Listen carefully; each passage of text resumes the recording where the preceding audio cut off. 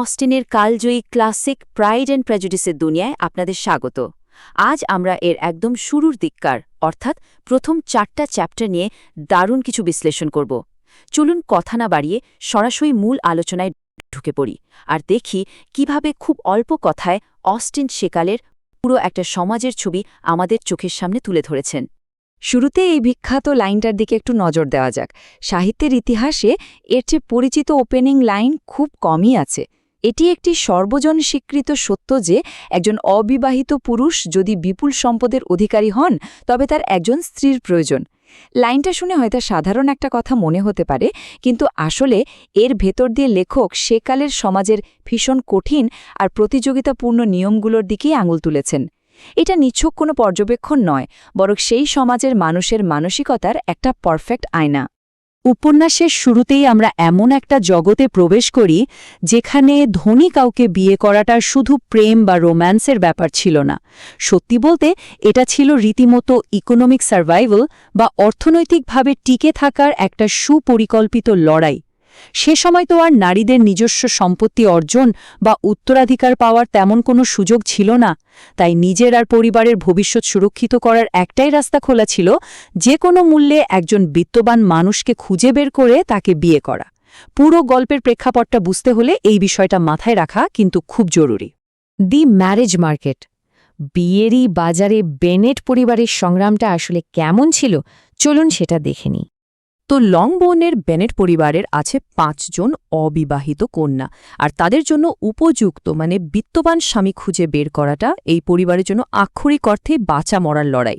এই প্রবল টেনশনের মাঝেই মিস্টার অ্যান্ড মিসেস বেনেটের মধ্যে আমরা দারুণ একটা কন্ট্রাস্ট বা বৈপরীত্য দেখতে পাই। খেয়াল করে দেখুন, একদিকে মিস্টার বেনেট ভীষণ রসিক, একটু নিরাসক্ত আর পরিবারকে নিয়ে সবসময় মজায় মেতে থাকেন। অন্যদিকে মিসেস বেনেটের সারাক্ষণই নার্ভাস অবস্থা, কারণ তার জীবনের একটাই লক্ষ্য, যেভাবেই হোক মেয়েদের বিয়ে দেওয়া। এই দুজনের অদ্ভুত রসায়ন দিয়ে আমরা তাদের পারিবারিক অবস্থাটা বেশ ভালোভাবেই আঁচ করতে পারি। গল্পের মূল ড্রামাটা ঠিক তখনই শুরু হয় যখন মিসেস বেনেট একটা দারুণ খবর পান। তিনি জানতে পারেন যে নেদারফিল্ড পার্ক নামের কাছের একটা বিশাল এস্টেট অবশেষে ভাড়া নেওয়া হয়েছে। আর কে ভাড়া নিয়েছেন জানেন? উত্তর ইংল্যান্ডের এক তরুণ অবিবাহিত ভদ্রলোক মিস্টার বিংলে। ব্যাস, আর চাই কোথায়? এই খবরটা বেনেট পরিবারে, বিশেষ করে মিসেস বেনেটের মনে রীতিমতো আশার আলো আর উত্তেজনার বিশাল এক ঝড় তুলে দেয়। মিসেস বেনেটের এই মরিয়া ভাবটা কেন, সেটা বুঝতে হলে এই বিশাল আয়ের অঙ্কটার দিকে একটু তাকাতে হবে। বছরে 4 থেকে 5,000 পাউন্ড, ভাবা যায়? মিস্টার বেংলে তার বাবার কাছ থেকে প্রায় 1 লক্ষ পাউন্ডের বিশাল এক সম্পত্তি উত্তরাধিকার সূত্রে পেয়েছেন।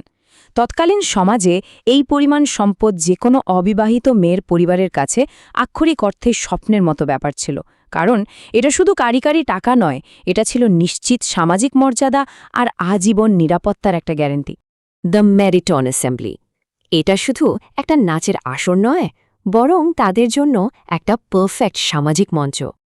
মেরিটন অ্যাসেম্বলির এই বল নাচে যখন পুরো প্রতিবেশী সমাজ এক জায়গায় জড়ো হয়, তখন আমরা চরিত্রগুলোর মধ্যে খুব স্পষ্ট একটা তফাৎ দেখতে পাই। একদিকে আছেন মিস্টার বিংলে, যিনি ভীষণ অমায়িক, প্রাণবন্ত আর হাসিমুখে প্রায় প্রতিটি নাচে অংশ নিচ্ছেন। মুহূর্তের মধ্যেই তিনি তার দারুণ ব্যবহার দিয়ে সবার মন জয় করে নেন। কিন্তু ঠিক উল্টো দিকে তার ঘনিষ্ঠ বন্ধু মিস্টার ডার্সি অত্যন্ত গম্ভীর আর অহংকারী স্বভাবের। পরিচিত গণ্ডির বাইরে অন্য কারো সাথে পরিচিত হতেই তিনি সরাসরি অস্বীকৃতি জানান। স্বাভাবিকভাবেই উপস্থিত সবার মনে তার সম্পর্কে সাথে সাথেই একটা নেতিবাচক ধারণার জন্ম নেয়। মজার ব্যাপার হল, সম্পদ আর আয়ের দিক থেকে ডার্সি কিন্তু বেঙ্গেলের চেয়েও অনেক এগিয়ে। বছরে তার আয় 10,000 পাউন্ড, আর ডার্বিশায়ারে তার বিশাল এক ঐতিহ্যবাহী এস্টেটও আছে। কিন্তু এত বিপুল সম্পদও তাকে মানুষের তীব্র সমালোচনার হাত থেকে বাঁচাতে পারে না। তার ওই অদ্ভুত আর অহংকারী আচরণের কারণে খুব অল্প সময়ের মধ্যেই সবাই তাকে পৃথিবীর সবচেয়ে অপছন্দের আর বিরক্তিকর মানুষ হিসেবে তকমা দিয়ে দেয়। আসলে সম্পদের চেয়ে আচরণ যে সমাজে কত বড় ভূমিকা রাখে, এটা তারই সবচেয়ে বড় প্রমাণ।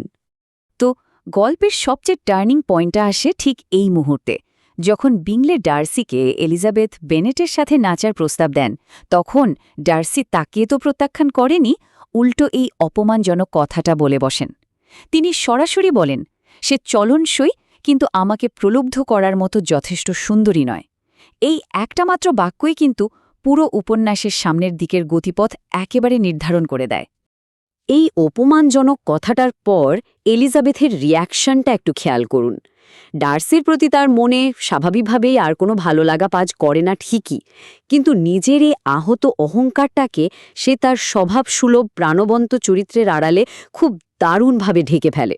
সে কিন্তু মন খারাপ করে বসে থাকে না বা ভেঙে পড়ে না, বরং বন্ধুদের কাছে ভীষণ উৎসাহ আর হাসির সাথে পুরো ঘটনাটা একটা মজার গল্প হিসেবে রসিয়ে রসিয়ে বর্ণনা করে।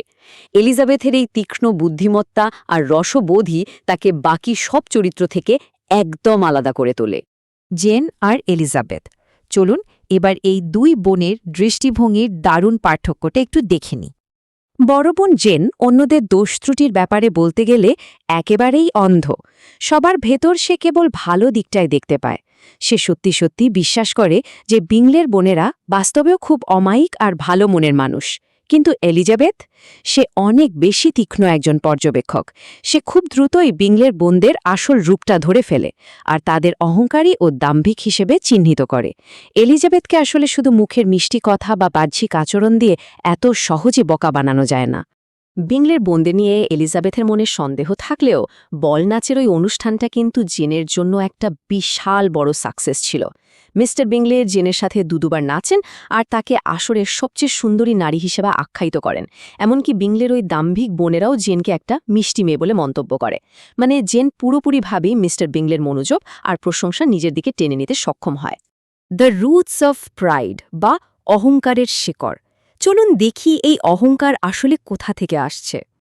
বল না, নাচের ঠিক পরের দিন সকালে প্রতিবেশী লুকাস পরিবারের সাথে যখন গতরাতের ঘটনা নিয়ে কাটাছেঁড়া চলছিল, তখন শার্লেট লুকাস যেন অনেকটা সমাজবিজ্ঞানীর মতো একটা কথা বলে। সে ডার্সির এই অহংকারকে এক অর্থে যৌক্তিক বলেই মেনে নেয়। তার যুক্তি হল, এত বিপুল সম্পদ, এমন পারিবারিক মর্যাদা আর এত ভালো সামাজিক অবস্থানের অধিকারী একজন সুদর্শন যুবকের তো অহংকারী হওয়ার পুরো অধিকারই আছে। এটা সেকালের সমাজের খুব রূঢ় কিন্তু বাস্তবসম্মত একটা দিক, যেখানে অর্থ আর স্ট্যাটাস থাকলে মানুষের যে কোনো খারাপ আচরণও যেন এক প্রকার বৈধতা পেয়ে যেত। আর ঠিক এই জায়গাতেই এলিজাবেথের আসল ক্ষোভের জায়গাটা একদম পরিষ্কার হয়ে যায়। সে বলে, আমি খুব সহজেই তার অহংকারকে ক্ষমা করে দিতে পারতাম যদি সে আমার অহংকারে আঘাত না করত। বুঝতেই পারছেন, এটা কেবল দুজন মানুষের সাধারণ কোনো মতবিরোধ নয়, এটা হলো দুইটা অত্যন্ত শক্তিশালী ইগো বা অহংবোধের সরাসরি সংঘাত। আর এই মনস্তাত্ত্বিক সংঘাতটাই তাদের ভবিষ্যতের পুরো সম্পর্কের একটা শক্ত ভিত্তি দাঁড় করিয়ে দেয়। তাহলে সবশেষে যে বড় প্রশ্নটা আমাদের মাথায় ঘুরপাক খায় তা হল, এলিজাবেথের এই আহত অহংকার আর ডার্সির ওই কাউকে সহজে পছন্দ না করার জেদ তাদের ভবিষ্যৎ সম্পর্ককে আসলে কোন দিকে নিয়ে যাবে। এই চরম প্রতিযোগিতাপূর্ণ আর উচ্চাকাঙ্ক্ষী সমাজে, যেখানে শুরুতেই একে অপরের প্রতি এমন তীব্র কুসংস্কার তৈরি হয়ে গেছে, সেখানে এই দুই বিপরীত মেরুর মানুষ কিভাবে সামনের দিনগুলোতে সমাজের কঠোর নিয়মগুলোর সাথে মানিয়ে নেবে, এই একটা প্রশ্নই কিন্তু আমাদের প্রচণ্ড কৌতূহলী করে তোলে আর উপন্যাসের বাকি অংশটুকু জানার জন্য একটা প্রবল আগ্রহ তৈরি করে। আমাদের আজকের এই আলোচনা এখানেই শেষ করছি। সাথে থাকার জন্য সবাইকে অসংখ্য ধন্যবাদ।